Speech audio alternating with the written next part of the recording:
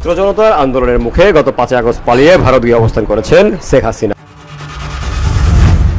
আর সাবেক প্রধানমন্ত্রীর অবৈতনিক তথ্য ও যোগাযোগ প্রযুক্তি বিষয়ক উপদেষ্টা ও ছেলে সজীব ওয়াজেদ জয় যুক্তরাষ্ট্রে অবস্থান করছেন। সেখানে জয় বিলাসী জীবনযাপন করে বলে প্রায় খবর পাওয়া যায়।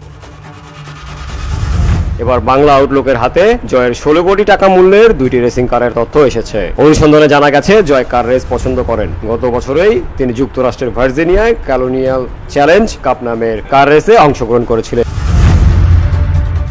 এই রেসে অংশগ্রহণ করতে হলে নিজের রেসিং কারের ব্যবহার করতে হয়। জয় 2011 ম্যাকলারের 765 মডেলের এলটি কার ওই রেসে নিবন্ধন করেছিলেন। এই কারের বাজার মূল্য প্রায় $4,10,000,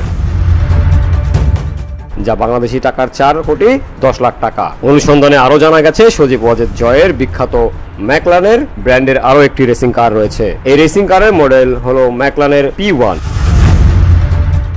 এই রেসিং কারের বাজার মূল্য $1.2 মিলিয়ন মার্কিন ডলার বা 12 কোটি টাকা।